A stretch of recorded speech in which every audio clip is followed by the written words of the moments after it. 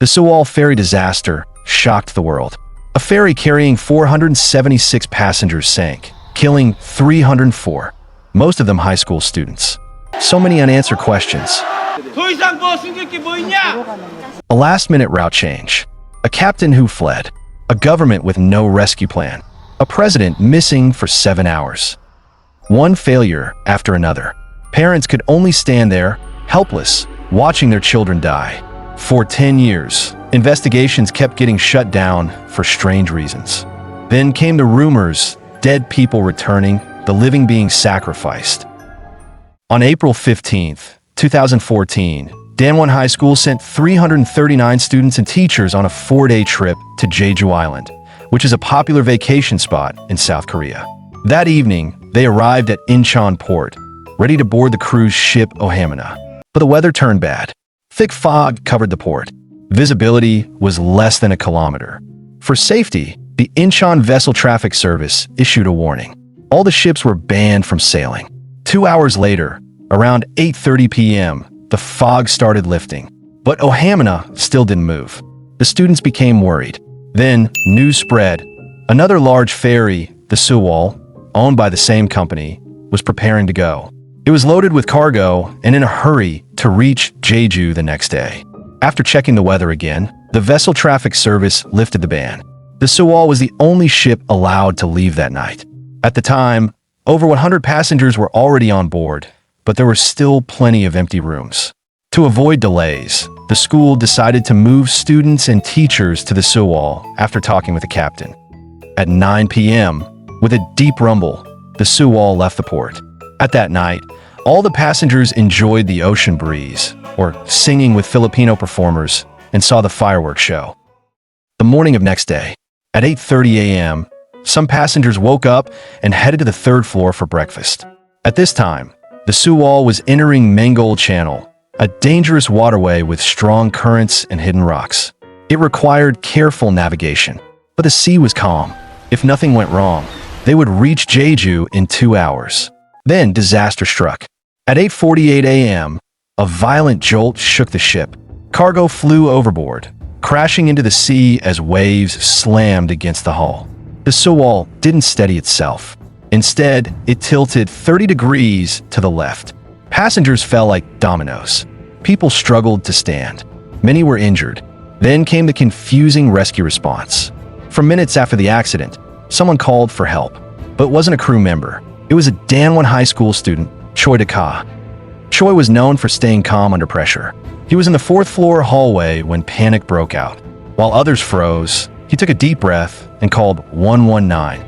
The operator got basic details, then transferred the call to the Mokpo Coast Guard, the nearest rescue authority.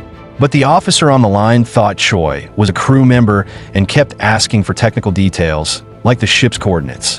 While Choi was calling for help, a broadcast played over the ship's speakers. The captain told everyone to stay put and not move. At 8:55 a.m., the Sewol's first mate, Kang Won-sik, finally called out for help. But by then, the Mokpo Coast Guard had already received Choi's call and had sent a patrol boat. Inside the ship, repeated announcements made students believe help was on the way. Teachers reassured them, and everyone sat still, afraid to move. But even then, some students were cracking jokes because they thought this wasn't as bad as the Titanic. They'll be rescued soon. At 9:18 a.m., when the ship was tilting more than 50 degrees, someone spotted a red ferry approaching the Sewol. It was the Dula Ace, the closest vessel to the Sewol. After receiving the distress call, it rushed to help. But to the captain's shock, there was no evacuation. The deck was empty. Dula Ace reported this to Jindo VTS. VTS told Kang Won-sik to start evacuating, but Kang said the PA system was broken, so he couldn't make an announcement. 2 minutes later, Jindo VTS contacted Captain Lee Jun-suk, asking if he was ordering an evacuation. Lee didn't answer. He just kept repeating that the ship was tilting. Meanwhile, the announcement kept playing, telling passengers to stay put. At 9:32 a.m., civilian boats, rescue boats, and helicopters from the Mokpo Coast Guard arrived. But strangely, none of them contacted the Sewol directly. By then, the ship had been leaning for 47 minutes. Water started pouring into the lower cabins. People were screaming and crying in the hallways. 2 teachers were swept away. Since the upper cabins weren't flooding, those passengers had no idea what was happening below. So they stayed there.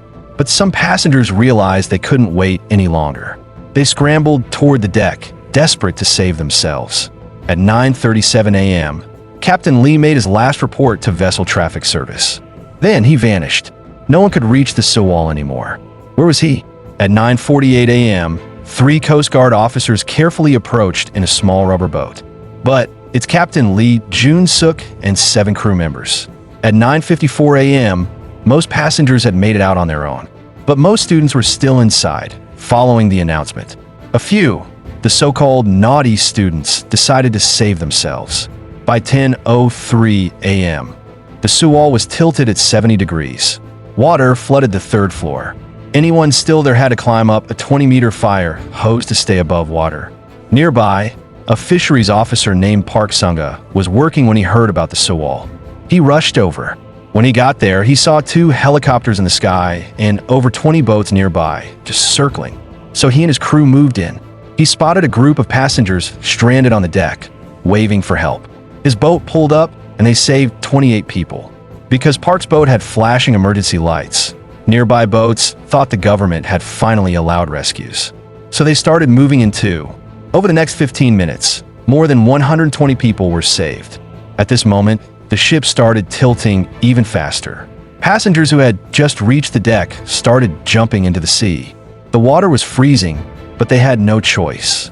Even after being rescued, they weren't relieved. They didn't even have the energy to cry. Inside, the students finally realized they shouldn't have listened to the announcement. They tried to escape. By then, water had reached the 4th floor. Some broke windows and swam out as the water rose. They survived, but most didn't. The pressure kept the cabin doors shut. The only sounds left inside were rushing water and students screaming. Some kids knew they wouldn't make it. They sent final messages to their parents, saying goodbye. By 11:18 a.m., the Sewol was almost completely underwater. At noon, the official decided to dive to rescue, but the Navy's rescue team didn't bring diving gear, so they had to wait. At 1:42 p.m., the Coast Guard finally brought diving equipment. But the currents were strong, so they still didn't do anything. In survivor interviews, every single person who made it out alive had one thing in common. They didn't listen to the captain's orders. The government announced rescue plans, but there was no single person in charge. Responsibilities overlapped, and different departments had conflicting information. The rescue was slow and disorganized. The survivors claimed the South Korean government ignored human lives, delayed rescue efforts. It's totally a massacre. When the Blue House first learned about the accident, their biggest concern was 카메라 나오는 건 없죠? 네, 아직 없습니다. 예. The first Coast Guard boat arrived 30 minutes after the accident, but they did nothing. Inside the ship, students obeyed orders and stayed put. Outside the ship, the Coast Guard waited for passengers to escape on their own. The best chance to save lives was wasted. So what happens when you wait too long? You get hungry. The head of the Coast Guard and other officials sat down and ate instant noodles. When they were done, they just left the scene. Meanwhile, over a dozen helicopters were sent out. But officials took them for themselves, so some helicopters were not used for rescue. At 10 a.m., then President Park Geun-hye was briefed on the accident. Then, she disappeared for 7 hours. As the Sewol was sinking, officials at the scene reported no casualties. 그러면 대부분 다 나왔다는 얘기예요? 선생님 없다는 이야기예요? 예, 그 전부터 계속 비 흘리면서부터 사람이 나와 있었기 때문에. 네. But some parents couldn't contact their kids. Finally, they found it was a lie. The officials later admitted they had no idea what was happening on the ship. During the first underwater rescue, the government said they sent 160 people, but in reality, it was just 8. China, Japan, and other countries offered to help. South Korea government still turned them all down. Many fishing boats volunteered, but the government refused. News reports kept getting exposed as lies, debunked over and over. On April 19th, after massive public pressure, the government finally let civilian divers join the search. But even then, things weren't so simple. Take Lee Byung-eun, head of a private diving company. When the Sewol sank, he offered to use his diving bell, a device that lets divers rest, breathe, and stay underwater longer. Given the situation, a diving bell could have helped a lot. However, the government kept stopping him. And then, the oxygen tube for the diving bell was cut by someone on purpose. During Lee's final talking with officials, the government and media launched a smear campaign. They claimed Lee was the reason the rescue was delayed. Suddenly, massive online attacks flooded in against him. The search continued until November 11th that year. In the end, the South Korean government announced the final numbers. Out of 476 people on board, only 172 survived. 296 died. 8 were never found. Among them were 261 students and teachers from Danwon High School. In Choi, the first person to call for help, didn't survive. The government got a lot of criticism, not just for being slow to respond, but also for controlling the media. So how many did official actually save? 172? No, only 50. The other 120 survivors were rescued by civilian boats. This lack of urgency made people wonder whether it was tied to a cult ritual. Take then-President Park Geun-hye. Where did she go during those 7 missing hours? Some said she was getting cosmetic work done. Some said she was getting her hair done. But the most disturbing theory was she was performing a religious ritual. Why do people believe this? According to the reports, at 2 p.m. that day, Park's close friend Cho Seo-won arrived at the Blue House for a secret meeting. That day also marked the 20th anniversary of Ko's father, Cho Tae-min's death. Who was Cho Tae-min? He was the founder of Eternal Life Church, and he also had a strange relationship with Park Geun-hye. In 1974, Park's mother was assassinated, leaving behind a young Park and her father, then South Korean President Park Geun-hye. Park Geun-hye knew Cho Tae-min and strongly supported his church. After losing mother, Park Geun-hye was devastated. That's when Cho Tae-min stepped in. He started acting like a mother figure, mimicking her mother's expressions and gestures to get close to her. He even told Park that her mother had appeared to him in a dream, asking him to take care of her. And Park Geun-hye believed him. Later, Cho Tae-min introduced his daughter, Cho Seo-won, to Park, and the two became close friends. That's how Park Geun-hye ended up joining the Eternal Life Church. Not long after, Park's father was assassinated. The man who killed him was a high-ranking official in South Korea's intelligence agency. He believed the president trusted Cho Tae-min too much and wanted to put an end to the corruption. With both of Park's parents gone, her bond with Cho Tae-min grew even stronger. Some media reports even claimed they were lovers. But Cho Tae-min denied it, saying they were spiritual husband and wife, with no physical relationship. Their relationship lasted for decades. Then, on May 1st, 1994, Cho Tae-min passed away. But some say he actually died on April 27th, 1994. What does this have to do with the Sewol disaster? If the rumors are true, April 27th, 1994 was the 17th day of the 3rd lunar month. The day the Sewol sank? Also the 17th day of the 3rd lunar month. That means the disaster happened on the 20th anniversary of Cho Tae-min's death. That's why some believe Park Geun-hye's 7-hour disappearance was actually for an Eternal Life Church ritual, using the victims' lives as a sacrifice to bring Cho Tae-min back. Later, in her memoir, Park Geun-hye wrote that she wasn't feeling well on the day of the Sewol disaster, which is why she didn't go to the scene.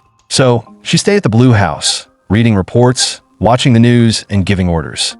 While waiting for updates, she did get her hair done. Cho Seo-won did visit the Blue House that day, but Park claimed they didn't discuss the Sewol. She also called the rumors about plastic surgery and rituals complete lies. After the Sewol tragedy, Park Geun-hye's approval rating plummeted from 70% to 40%. Then another scandal broke. Her best friend, Cho Seo-won, was caught interfering in politics. That was the final blow. Park became the first South Korean president to be impeached and was later sentenced to 20 years in prison. Another strange detail was the Sewol's captain was a last-minute replacement. The original captain, Shin, had been suspended. He reported that the Sewol had safety issues and needed repairs many times. But the ferry's management ignored him. So Shin took his concerns to government regulators, and that got him suspended. What safety issues did the Sewol have? The Sewol was originally a Japanese cargo ship. It operated without major issues for 18 years before being retired in 2012 and sold to a South Korean company, Chonghae Marine. After purchasing the ship, Chong Hae-jin modified it, increasing its passenger capacity to 956 and setting the maximum cargo weight at 987 tons. However, these modifications also raised the ship's center of gravity by half a meter, making it more unstable. In fact, these changes violated South Korean safety regulations. The ship began operating in South Korea in 2013, making 3 round trips per week from Incheon to Jeju. On the day of the accident, it was carrying 2,142 tons of cargo, more than twice the legal limit. To fit in more cargo, the crew pumped out 900 tons of ballast water, further destabilizing the ship. Later, it was discovered that Chong Hae-jin Marine's owner, Yoo Byung-eun, was also the founder of the Evangelical Baptist Church of Korea. This church was linked to the 1987 Daeang mass suicide case. On August 29, 1987, 32 people, including the factory owner, employees, and their families, were found dead at the Daeang Crafts factory in South Korea. Most had died from suffocation or poisoning. The factory owner, Park Geun-hye, was a member of the Evangelical Baptist Church. It was rumored that she possessed insider information about the church's ties to the South Korean government and was murdered because of it. Many believed Yoo Byung-eun was behind the incident, but prosecutors later concluded he was not involved.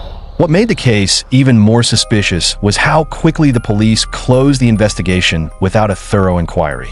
To this day, the full truth has never been revealed. The name Sewol in Korean means transcending this world and gaining eternal life. The ship's new captain and crew were also members of this church. The first person to call for help wasn't the captain or crew, it was a student. So where was the captain? He was sleeping. At 69, Captain Lee Jun-suk didn't have the energy to stay on the bridge all the time. So he left the ship in the hands of 25-year-old third mate. When the Sewol ran into trouble, the captain finally rushed to the bridge and told all passengers to stay put. At that moment, it seemed like the right call. Panicked passengers could cause a stampede. But even as the doula Ace approached, he still didn't order an evacuation. Most passengers trusted him. They stayed where they were. That trust cost them their lives. After reaching safety, they celebrated with beers. Reports say Captain Lee Jun-suk was disturbingly calm. He slowly pulled out his wet wallet, carefully peeled apart the soaked bills, and laid them out to dry. When rescuers asked about the passengers, he stayed silent. Then he muttered, "They're still inside the ship." After the disaster, Yoo Byung-eun went into hiding because he was accused of embezzlement and money laundering. South Korean police launched a massive manhunt. Eventually, they found a body in the countryside. DNA tests confirmed it was Yoo.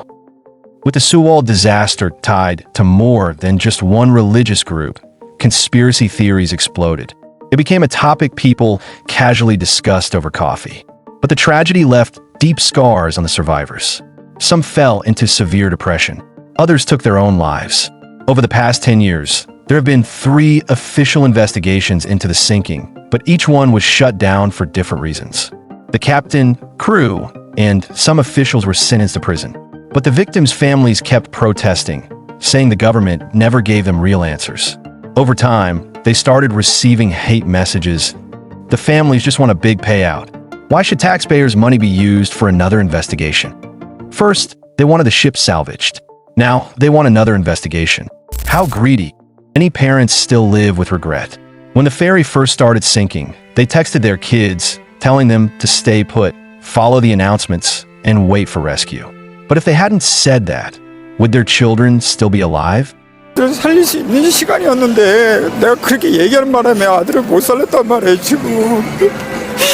내가 우리 아들이 얼마나 무서웠을까 지금 그 생각을 하면 그렇게 얘기 나 때문에 우리 애기를 죽인 것 같아갖고 나는 어떻게 살아가야 될지 모르겠어요 나는.